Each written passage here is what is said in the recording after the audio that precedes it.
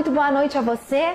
Estamos ao vivo, chegando para você através da Unimed Concórdia, aqui no Facebook da nossa Unimed. Você é bem-vindo a estar com a gente nesse começo de semana, nessa noite de segunda-feira. Você que está chegando agora, ou você que está nos vendo, ou vai nos ver no decorrer da noite, participe e interaja conosco. Nós estamos no mês dos homens. Novembro é um mês de conscientização, especialmente das doenças que atingem os homens, em específico o câncer de próstata.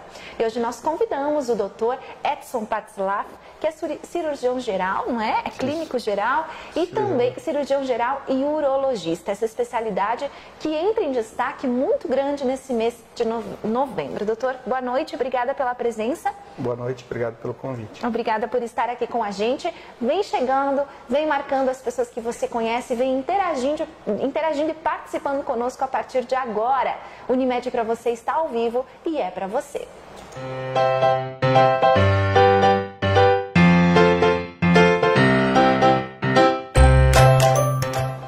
E é com muita alegria que a gente começa a nossa semana com informação, ampliando a sua visão sobre saúde. Dr. Edson, quando a gente fala em urologia, o que a gente destaca aqui hoje para as pessoas saberem? Como que estuda essa especialidade? O que essa especialidade estuda no ser humano? Conta para nós um pouquinho mais dessa especialidade que é tão importante na medicina. Bom, a minha especialidade, ela o urologista é um médico cirurgião, basicamente por excelência, né? Que trabalha com doenças do rim, da bexiga, da próstata, ureter, pênis, principalmente aparelho genital masculino e aparelho urinário quando precisa fazer algum procedimento cirúrgico. Diferente do nefrologista que faz a parte da diálise, que trata das doenças clínicas, o urologista trata das doenças cirúrgicas do aparelho urinário. Eu sou cirurgião geral por formação porque a gente precisa, para fazer urologia, é um pré-requisito. Hoje aqui em Concórdia eu não atuo mais como cirurgião geral, só atuo como cirurgião urológico. Então, é uma formação que tu precisa ter no momento que você se formou como clínico geral na faculdade, depois você precisa fazer uma especialidade que é a cirurgia geral e no segundo momento você faz a parte de urologia. Então esse basicamente a formação do urologista. Muito bem, doutor. Já é uma caminhada aqui na cidade, não é? Sim. Na sua história também. Sim, eu estou aqui em Concórdia desde 2001, janeiro de 2001, então agora em janeiro próximo vai fazer 18 anos que estou na cidade. Muito bem. Doutor, e qual é a prevalência de homens no consultório em busca da prevenção, em busca de se cuidar? Isso vem, paulatinamente vem aumentando. Que bom. Porque assim, com as campanhas que nem a Sociedade Brasileira de Urologia promove, que é essa campanha do Novembro Azul, durante o ano não muda muito assim o afluxo de pacientes no mês de novembro ou nos outros meses, mas isso é uma maneira de despertar no homem a necessidade de fazer esses exames para prevenção do câncer de próstata. Uma coisa que a gente tem que sempre ressaltar também, como as mulheres têm um costume, são mais afeitas à prevenção, vamos dizer assim, por causa do câncer de mama, do câncer de colo de útero. Então, quando ela tem 15, 16 anos, ela é estimulada aí no ginecologista para fazer a avaliação ginecológica. Muitas dessas mulheres fazem com que os parceiros dela também se previnam, porque elas estimulam que eles também vão procurar o médico. Então, muitos pacientes que a gente atende no consultório são pacientes que foram, na realidade, levados pelas mulheres. Exatamente. Sabe, doutor, que até vi no WhatsApp, no Facebook essa semana, uma imagem no Instagram de um lacinho rosa puxando o lacinho azul, assim, devagarinho, sabe? Sim. Como se fosse realmente essa mensagem, né? Elas estão por trás do cuidado com os homens. Sim. Eu te diria assim que talvez uns 50% dos pacientes que vão no meu consultório, ou a mulher marcou, ou a mulher ficou estimulando, presente, né? Até que ele foi consultar. Então isso é muito, muito frequente. Mas é o papel também da mulher, não é, Sim, doutor? Esse sim. cuidado, então tem muito isso. Bom, doutor, quando a gente fala em câncer de próstata, o que lhe preocupa? A falta realmente do homem se preocupar em cuidar, fazer os exames de rotina, entender que a partir de certa idade é necessário ir ao urologista, como que é isso? Exatamente. O câncer de próstata, ele é o câncer, tirando os tumores, fora o tumor de pele, não melanoma, o câncer de próstata é o tumor sólido mais frequente no homem, né? Então, para se ter uma ideia assim, de todos os tipos de câncer, excluindo os cânceres não melanomas, não de pele, ele é aproximadamente 30% dos casos de tumores. A sociedade, a Organização Mundial de Saúde calcula que mais ou menos 85 mil casos serão descobertos no Brasil durante este ano. O Instituto do Câncer deu um pouco menos, dá 60 e poucos mil, mas mesmo assim é 30% de todos os tumores, é uma quantia enorme de gente que tem. E o grande problema que eu vejo assim é que o tumor de próstata, ele é um tumor que mata muita gente, porque ele é muito frequente, mas quando ele é descoberto cedo, ele tem uma quantia muito grande de cura, 90%, 95% de cura. Mas como ele não dá sintomas, ele não dá dor, quando a gente pensar assim, o que o paciente com câncer de próstata vai apresentar? Aquele paciente que apresentar dor óssea, que estiver urinando sangue, que estiver ejaculando sangue, que tiver qualquer problema clínico significativo, na maior parte das vezes esse paciente já é um paciente que tem a doença em estágio avançado. Esse paciente, o que hoje ainda talvez seja em torno de uns 20% do diagnóstico. Quando eu me formei há 20 e poucos anos atrás, a gente talvez atendia 70% dos homens com doenças muito avançadas e muito pouco em estágio inicial. Hoje isso mudou tudo, graças ao advento do PSA, as campanhas, a gente ir atrás de fazer o diagnóstico mais precoce. Então se inverteu um cenário. Se inverteu o cenário. O que acontece com esses homens? Como a maior parte deles, eles não têm sintoma nenhum, eles não têm assim, não tem dor, não tem ardência, não levanta várias vezes à noite, ele não tem nenhuma coisa que chame a atenção, acaba que para você fazer o diagnóstico, tu precisa fazer basicamente duas coisas, o toque retal e o exame do PSA. Quando que isso é recomendado? A partir dos 45 anos, para os pacientes que têm história familiar de câncer de próstata, para os negros, isso não é uma questão de racismo, a gente sabe que os negros, quando eles desenvolvem a doença, eles têm uma agressividade no tumor maior do que no caucasiano, então é melhor, o negro a gente começa a fazer exames com 45 anos, e se você não tiver história de câncer na família, você inicia aos 50 anos. A partir, uma vez por ano, a partir destas idades, tu faz o toque retal e o PSA. Se você fizer o toque retal e tiver alterado o exame, só fazendo o toque você pode descobrir 20% de tumor, sem fazer exame nenhum. Somente com o toque? Só com o toque. Por conta da sensibilidade do conhecimento. Exatamente. A próstata, ela é uma glândula que fica abaixo da bexiga, ela tem o tamanho de uma noz, de uma amêndoa, e ela é uma estrutura que ela não é mole, ela é uma estrutura fibroelástica, mas ela é lisa.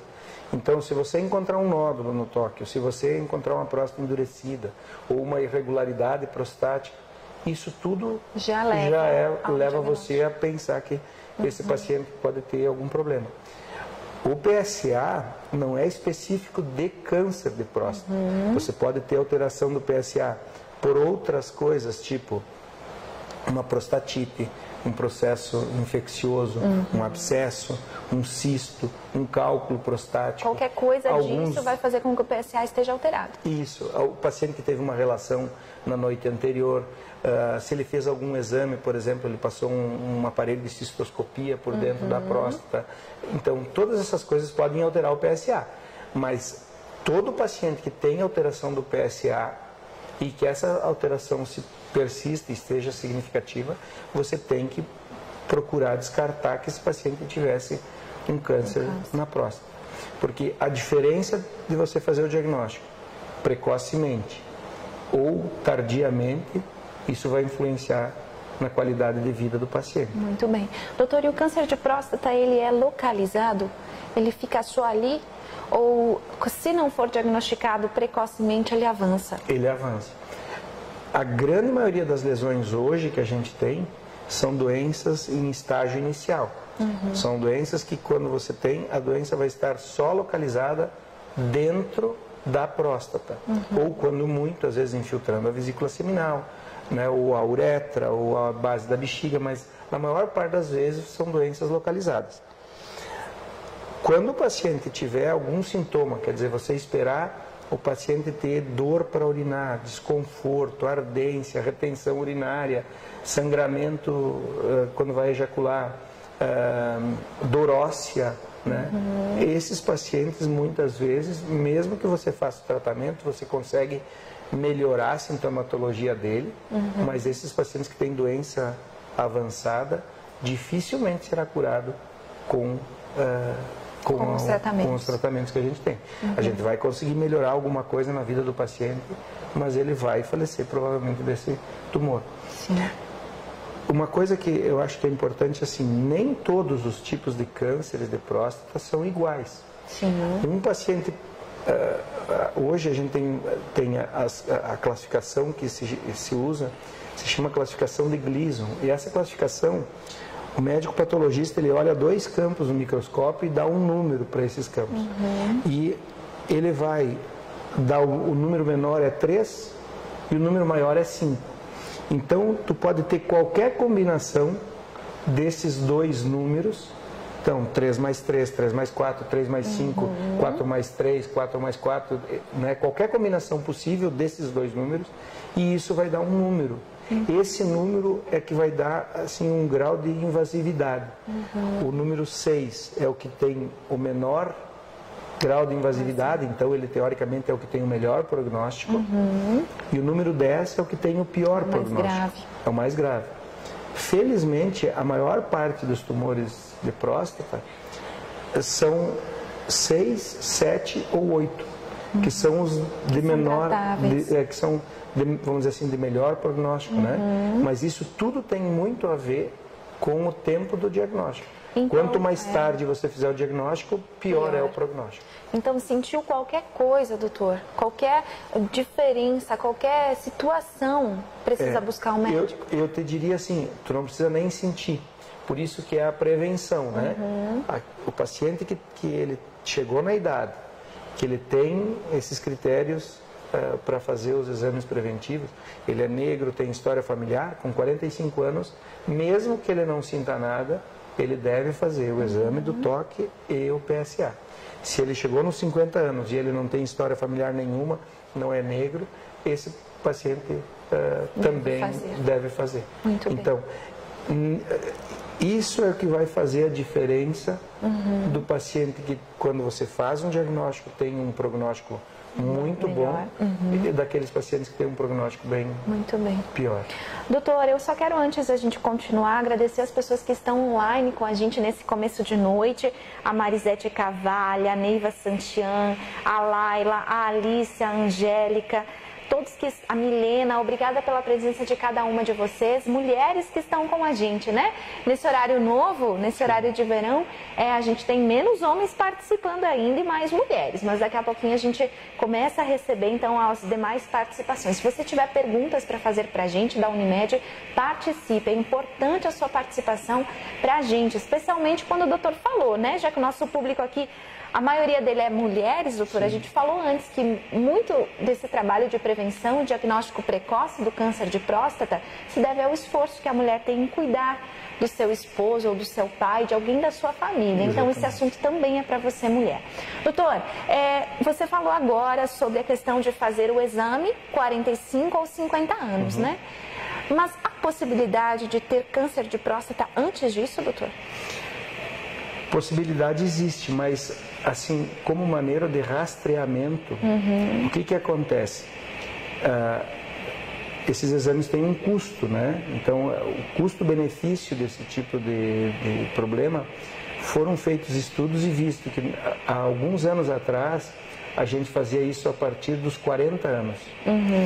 E dos 40 aos 45 a gente viu que a gente fazia muito exame, uma quantia enorme de exames, tendo um custo para o paciente, tendo um custo para o sistema de saúde, privado ou público, né? E o número de pacientes que tinham diagnóstico de câncer de próstata era muito pequeno. Sim. Eu tive pacientes que eu operei com 42 anos, mas em 20 anos de urologia... Uma vez. Então é bem raro. É muito pouco frequente. É mais frequente e o câncer de próstata é uma doença que a partir dos 55, 60 anos a gente sabe que com o passar da idade vai aumentando isso. O problema é que a gente não tem como saber qual é o paciente que vai desenvolver o câncer de próstata. Então, a cada 40 minutos falece um brasileiro por câncer de próstata. A cada 40 minutos um brasileiro falece por câncer de próstata. Então é um número altíssimo. Para a gente poder mudar essa curva, e isso já foi mudado, porque antigamente, que nem eu te disse antes, a gente fazia diagnóstico muito tardio. Sim. Essa curva mudou muito da mortalidade graças à conscientização. Muito bem, doutor. Eu quero saber também, doutor, sobre a questão desses adolescentes começarem a se cuidar cedo. Também tem isso, doutor? Isso é um bom sinal para evitar não só o câncer de próstata, mas também cuidar da própria saúde do homem? Sim. Assim, no adolescente, tu vai ter outros problemas, né? Uma coisa comum, por exemplo, assim, de adolescente, não é um tumor tão frequente, mas é uma coisa que a gente tem que pensar. Os pacientes fazem tumores de testículo, né? Que é um tumor que é muito agressivo, mas felizmente também é um tumor que a gente consegue ter um índice de cura com tratamento cirúrgico, com tratamento de quimioterapia, com radioterapia, é um índice de sucesso muito bom, dependendo do tipo de tumor que tem. E isso acontece em adolescente. É frequente de começar paciente com 15, 18 anos, né? Até os 40 e poucos anos é o pico de incidência nesses 15, Tem alguma 20 causa, anos. doutor? Não tem nenhuma causa estudada para isso. O que a gente sabe, por exemplo, assim, é que o paciente que tinha criptorquidia, que é o testículo ser fora da bolsa escrotal, quando era... Esse paciente parece que tem um risco aumentado de ter câncer de testículo. Mas não tem assim, não é uma coisa familiar, por exemplo, que nem é no câncer de próstata, que é aquele paciente que tem câncer de próstata, que tem um jovem que tenha câncer de próstata, por exemplo, um homem que tenha 50 anos de idade, que tem um câncer de próstata, o familiar dele em primeiro grau tem um risco 2 vezes maior. Se ele tiver 2 familiares, o risco passa a ser de 6 vezes. Né? Então, isso no tumor do testículo não acontece, é um tumor isolado. Mas como é uma lesão que também é um tratamento que precisa ser feito. Delicado, né? Porque é uma coisa mutiladora para aquele paciente. Nossa. Imagina um menino de 18 anos de idade que tem um tumor de testículo, vai perder um testículo. E isso, claro que ele vai ter o outro testículo, provavelmente ele vai ter filhos, ele vai conseguir produzir hormônio, tudo normal. Mas não deixa de ser uma cirurgia... Marca, né? Marca muito a vida do paciente, né, doutor? Isso acontece, então, em adolescentes. Mais em adolescentes e adultos jovens, né? Por isso que, assim como as meninas vão no seu ginecologista para saber qual anticoncepcional tomar, para fazer o preventivo, os meninos deveriam de fazer isso uma vez por ano, uma vez cada 2 anos, se você não tiver nenhuma lesão. Então, todo paciente que notar que está começando a aumentar o tamanho do testículo, às vezes eles têm uma dor no testículo que ele não consegue definir bem o que é, ou que cria algum nódulo na barriga, no pescoço, que está perdendo peso, não se alimentou direito, tá? Esse paciente tem que procurar um médico para investigar, né? Muito bem, muito claro para a gente. Hoje o nosso assunto aqui é Novembro Azul. A todos vocês que estão conectados, boa noite. Boa noite, Silvia. Elis, boa noite a todos. E ao Dr. Edson, estamos ligados aqui. A Elis Regina. Boa noite a todos que estão conosco e aqueles que vão nos assistir no decorrer da noite. Importante para você que é mãe de adolescente, você que é pai de adolescente. Importante para você que é homem, na faixa dos 45, 50 anos anos de idade, onde você deve iniciar um trabalho todo de monitoramento, de rastreamento da sua saúde. Agora a gente vai começar a falar um pouquinho desse tratamento, no qual, né, os homens têm muito receio e também, por que não, né, doutor? O câncer realmente é uma doença que assusta muito, mas o câncer não é uma sentença de morte, como a gente tem falado aqui no mês de novembro e no mês de outubro especialmente, mas durante todo o ano. Há tratamento, doutor. Um paciente chega para você, você descobre que tem um câncer de próstata, que ele tem um câncer de próstata, enfim, começa-se um tratamento, né? Você costuma dar a ele toda a esperança, doutor, de um tratamento com sucesso? Depende muito da questão de diagnóstico precoce ou não, né? Mas temos cirurgia pela frente, tem radioterapia. Conta para nós, doutor. Assim, ó, todo paciente que tenha câncer de próstata localizado, em média você tem em torno de 90% de cura se o doente for uma doença no estágio inicial. Isso, claro que tem algumas coisas que variam de paciente para paciente, mas basicamente esse é o índice de cura. O que a gente faz quando o paciente tem câncer de próstata inicial? Basicamente tem dois tipos de tratamento, ou fazer cirurgia ou fazer radioterapia, naqueles pacientes que a gente pensa em curar. O que você vai fazer, cirurgia ou radioterapia, depende muito da preferência do paciente. Eu não vou operar um paciente que não quer ser operado. E também não vou submeter ele a fazer uma radioterapia se ele não quer fazer a radiação. Né? Então, isso depende muito da conversa que o médico vai ter com o paciente daquele problema. Você pode sugerir para ele, olha, eu acho que no seu caso o melhor é fazer isso, ou o melhor é fazer o outro tratamento. Mas os índices de cura da cirurgia são um pouco maiores no correr do tempo do que a radiação. O que basicamente a gente faz na cirurgia? Na cirurgia se faz, se necessário, se retira as ínguas que tem junto da próstata, que são linfonodos, o nome disso, e se retira a próstata, as vesículas seminais, as ampolas dos dutos deferentes, um segmento da uretra e um segmento da bexiga. Então aquilo é retirado durante a cirurgia. E aquilo tudo é mandado para exame, né? Se coloca daí, se faz uma anastomose entre a bexiga e a uretra, e o paciente, depois de alguns dias de sonda, ele vai voltar a urinar pela via uretral de novo. Qual é o grande problema da cirurgia? Eu te diria assim que tem duas grandes complicações da cirurgia que são muito importantes e que os pacientes reclamam disso. O paciente pode ficar impotente, quer dizer, ele pode perder a capacidade de ter uma ereção peniana e de poder ter relação. Isso é um risco. Isso é um risco da cirurgia. E o paciente pode perder urina. Ele pode, porque a próstata faz parte do mecanismo de continência urinária, ela ajuda, ele pode perder urina. A gente tira a sonda e o paciente fica perdendo urina, né? Isso é muito ruim para o paciente, porque eles reclamam muito disso e não existe médico urologista que fez esse tipo de cirurgia que não conhece esse risco. Que não conheça essa complicação. E também não alerte o paciente em relação Exatamente. a isso. Né? E isso é uma possibilidade que você tem que explicar para o doente antes de fazer a cirurgia. A radiação, ela não dá incontinência, mas ela pode dar o que a gente chama de retenção urinária.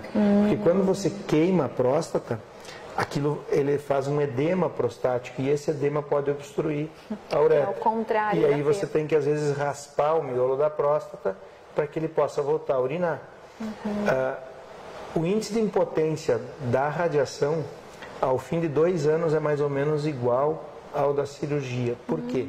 Porque quando eles fazem a radiação, eles irradiam mais ou menos as mesmas áreas que a gente retira na cirurgia. E isso, ali dentro estão os nervos que fazem a ereção peniana. E como isso é queimado pela radiação, o paciente para de funcionar também.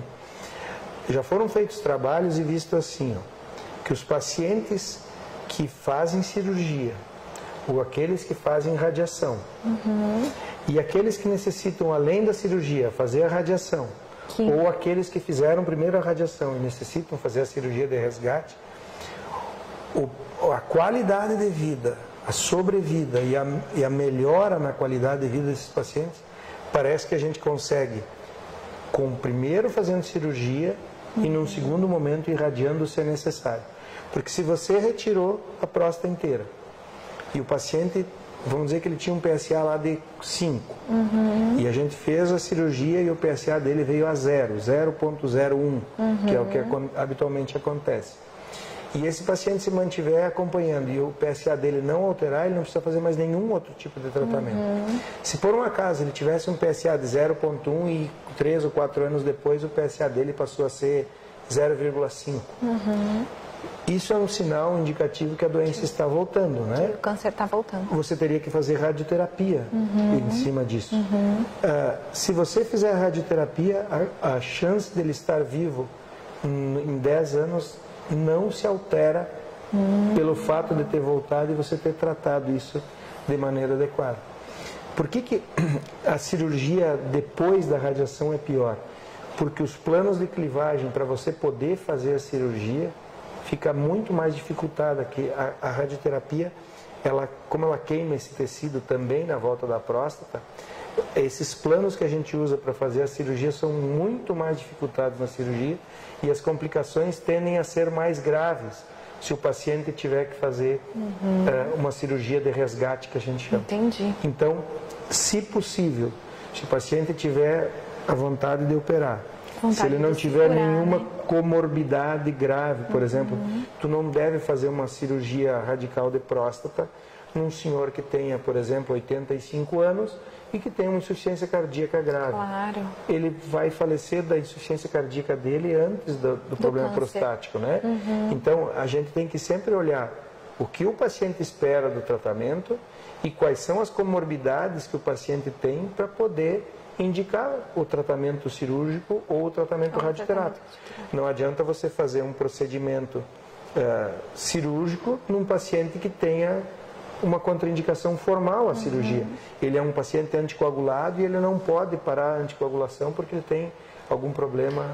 Então, esse paciente tu vai acabar fazendo o tratamento de radioterapia. Mas isso tem que conversar com o paciente e ver o que ele espera do tratamento. Eu entendi muito bem, assim, espero que tenha ficado claro para vocês que estão nos vendo ao vivo também. Essa colocação do doutor, é importante nós entendermos como funciona, né, esse tratamento do câncer de próstata. Doutor, a quimioterapia, por que ela não tem um efeito importante? É porque o câncer é bem localizado e a radioterapia resolve com a cirurgia? Normalmente, 90% das vezes, com a cirurgia, você vai resolver o problema quando a doença é localizada.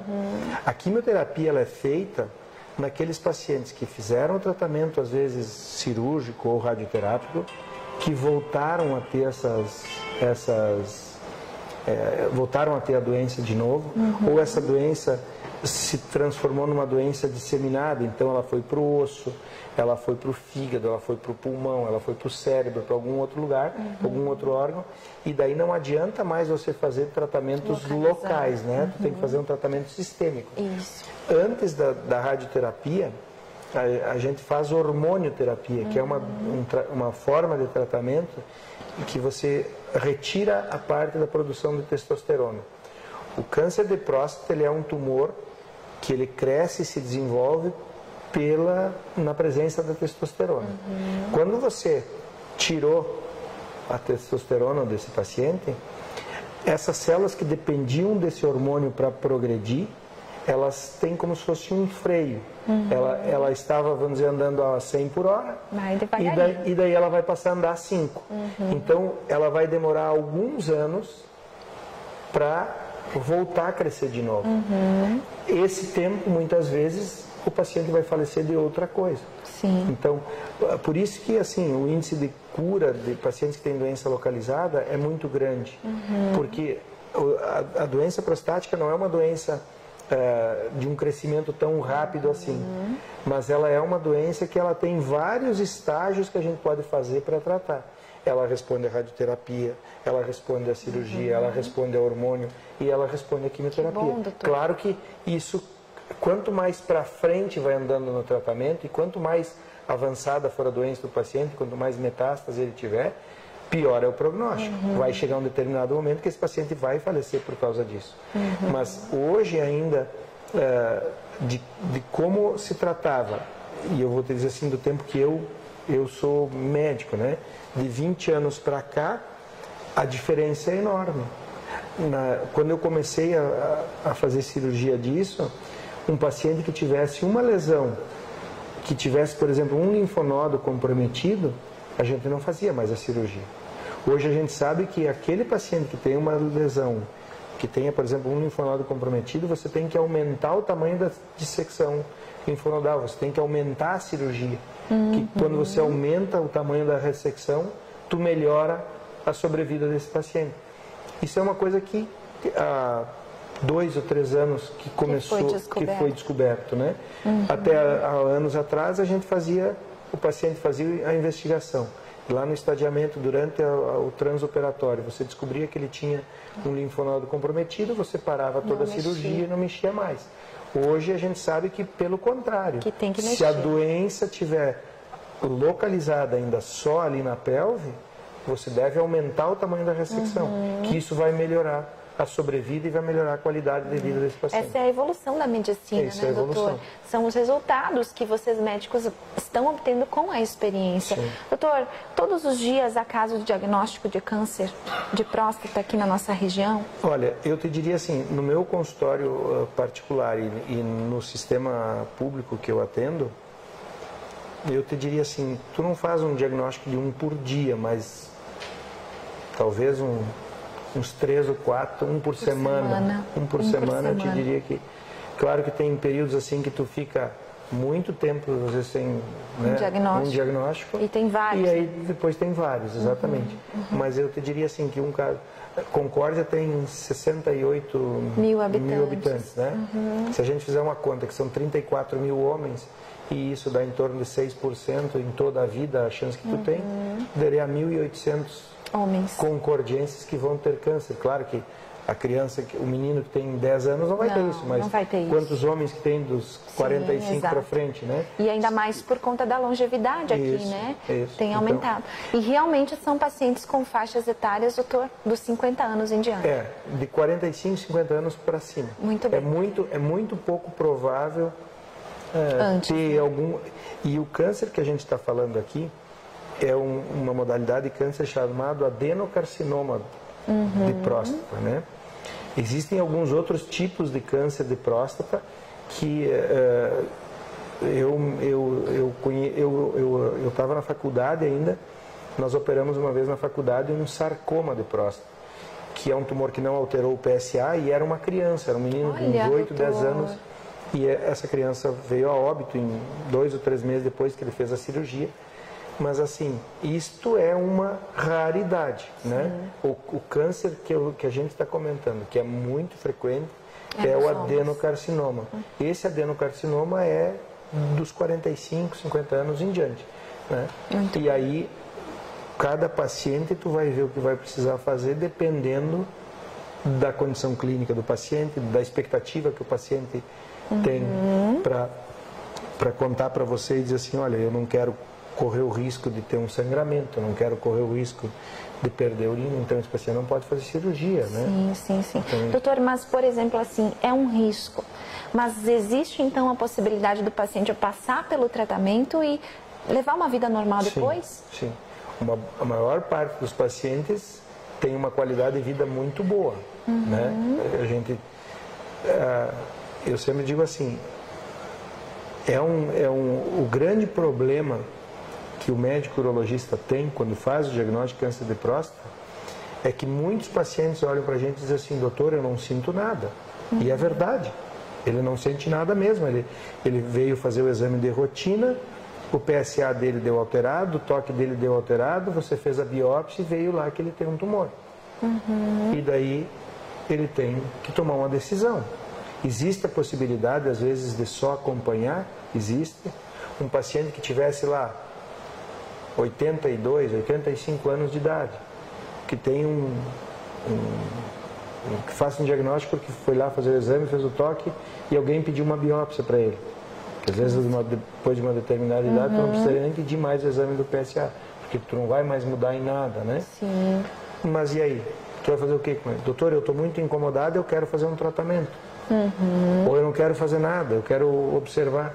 Existe uma modalidade que a gente, dependendo de determinados critérios, tu pode só fazer exames. O acompanhamento. Exatamente, de sangue, de urina, pelo exame do toque, e tu, né? Muito bem. Mas isso tu tem que, muito disso que tu faz como médico, eu acho que você tem que escutar o teu paciente. Isso. Porque muitas vezes ele não tem nenhum distúrbio mental, ele está lúcido, consciente, orientado, e a gente tem que respeitar o que o paciente vai, às vezes, dizer para a gente. Cada caso é um caso, né, doutor? Cada caso é um caso. Cada caso é, inclusive, um caso clínico, né? Sim. De conhecer a história, conhecer Exatamente. A família, né? Entender aquele paciente para poder repassar para ele. Mas a gente entende, né, que quando se trata de câncer, especialmente em homens, né, doutor, a notícia sempre é pesada, né? Sim. Porque o homem, ele tem uma fragilidade em relação às doenças, ao encarar esse momento de uma certa forma até maior do que a mulher, né?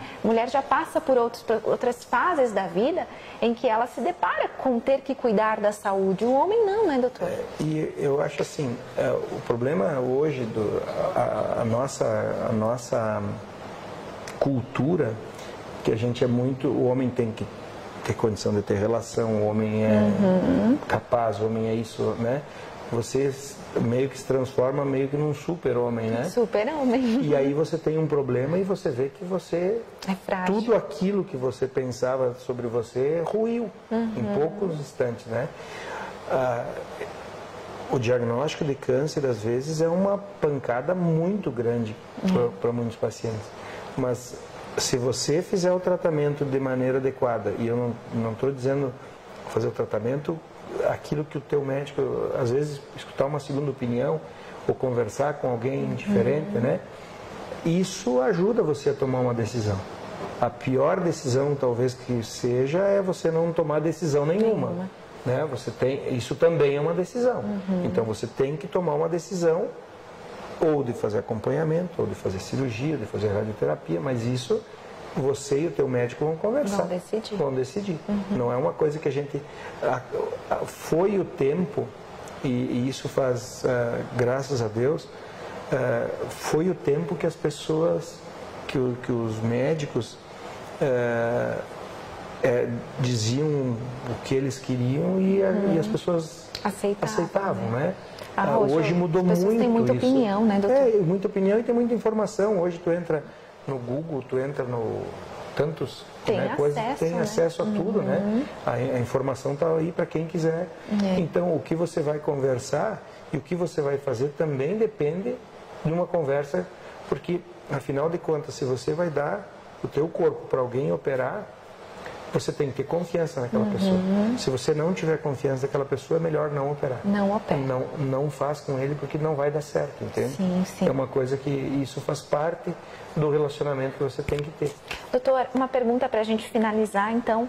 Todo esse processo, essas consultas, esse diagnóstico, tratamento, é coberto pelo plano de saúde ou pelo Sistema Único de Saúde? Sim. O Sistema Único de Saúde tem uma rede própria disso, e os planos, que nem o Unimed, né, é um plano que cobre isso. Né? Você tem que fazer os papéis justificando por que você tem que operar, qual é o tratamento que tem que fazer. Mas está dentro do rol de tratamento dessas... Muito bem, doutor, porque é uma oportunidade, né, para as pessoas em relação a isso também, estar mais seguros em relação às doenças. A gente tem falado aqui no Unimed para você, doutor, sobre a prevenção, todos os programas, porque é importante que as pessoas previnam as doenças, não só curem elas, né? E no caso de contar com um plano que faça com que as pessoas tenham acesso, no caso de realmente acontecer, pode fazer toda a diferença. Então a gente aproveita para dar esse anúncio no final, que é segurando as pessoas em relação à questão do câncer de próstata também. Doutor, obrigada. Muito obrigado. Adoro conversar com você. Eu também. Vejo muita experiência em você, vejo muita sinceridade em relação ao seu trabalho, doutor. Me coloco no lugar dos pacientes e agradeço o senhor Muito obrigado. Pelo trabalho exercido pela medicina e por ter já curado tantas pessoas, né? Tantos concordienses, tantas pessoas da nossa região. Esse é o Dr. Edson Patzlaff, que merece o nosso reconhecimento, a nossa valorização ao vivo nesta noite de segunda-feira. Obrigada, doutor. Muito obrigado. Obrigada por estar aqui, né? Uma semana que começa quente já e começa também com muita prevenção em relação ao nosso Novembro Azul. Doutor, agora a gente tem um recado para todos que estão nos assistindo. Eu não gosto de dar essa notícia aqui, mas eu preciso informá-los. Na semana que vem a gente não tem live, não tem ao vivo no Unimed para você, porque nós teremos aqui na Unimed o nosso tradicional programa Unibaby, o programa para gestantes e pais, que é o programa aí que ajuda as famílias a cuidarem melhor, né, dessa fase de gestação e também se preparar para a chegada do bebê, a chegada do seu primeiro, segundo, terceiro, quarto filho, enfim. A gente vai receber todos os nossos convidados. Você também, se já se inscreveu, nós vamos estar aqui de segunda a quinta-feira, recebendo toda a nossa comunidade para o Unimed Unibaby, né? Para esse programa de gestantes e pais da Unimed Concórdia. E nós vamos ficando por aqui. Obrigada pelas participações. Doutora Ilses, que esteve com a gente, a Rose, a Sandra. Boa noite, queridos. Se você tiver alguma dúvida e estiver vendo esse programa depois, em outro horário, mande a sua pergunta para a gente, que o setor de relacionamento com o cooperado conversará com o Dr. Edson e a gente vai dar a resposta para você ao vivo ou inbox aqui no nosso programa. Tenham todos uma boa semana, uma excelente semana e nos encontramos em breve aqui na Unimed.